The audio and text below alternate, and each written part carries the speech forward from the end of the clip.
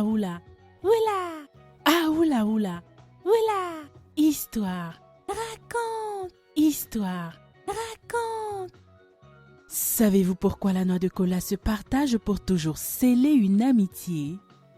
Alors, écoutez bien ce conte en langue béti qui a été traduit pour vous en français.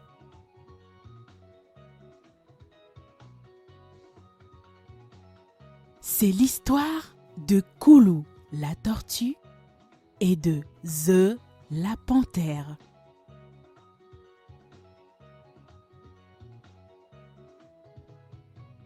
Il était une fois, dans le monde fantastique de la jungle, un petit village d'animaux où The, la panthère, en était la maîtresse.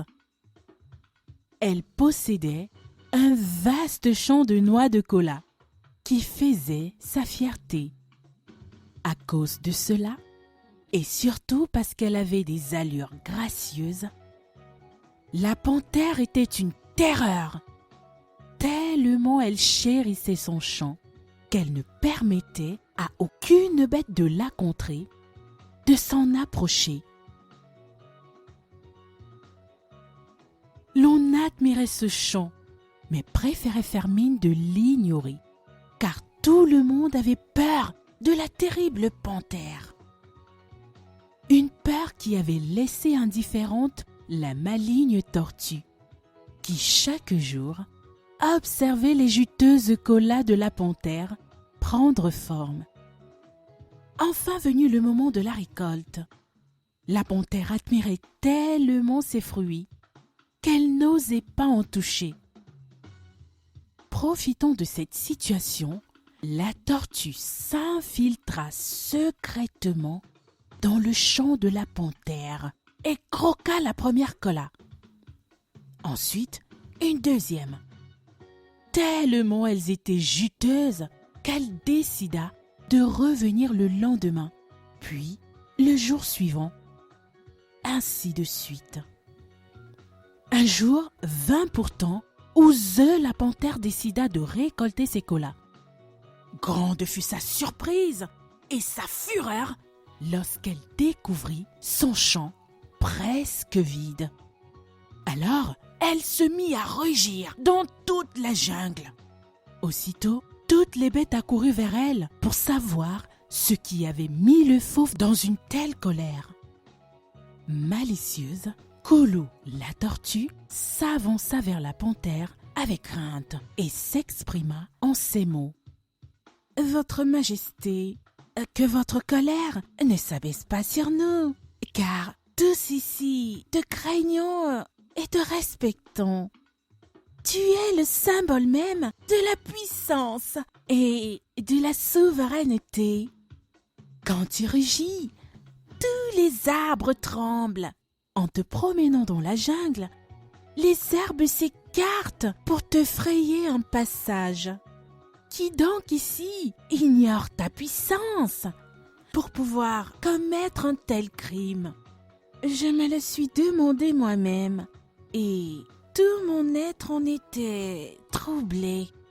Seulement, dans ma grande sagesse, qui n'est d'ailleurs qu'infime comparée à la tienne, je me suis dit que les auteurs de ce forfait sont assurément encore en train de mâcher ces énormes colas à l'instant même où je te parle, car elles étaient si énormes qu'une personne n'aurait pu les terminer d'un seul trait.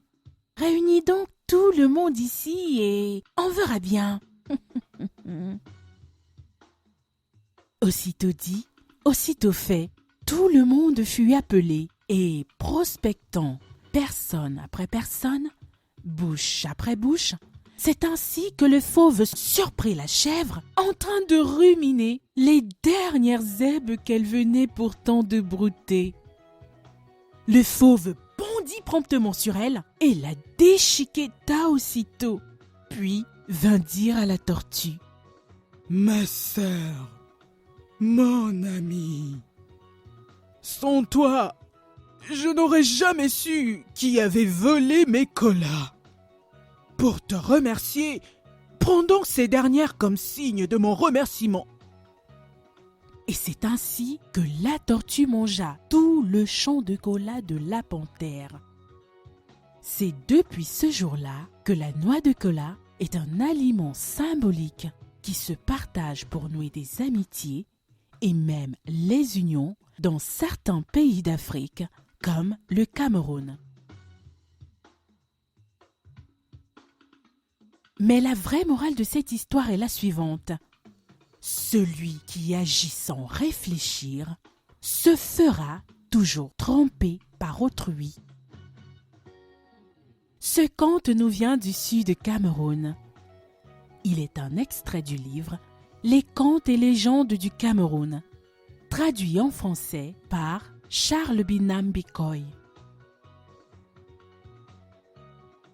Bonne nuit les enfants!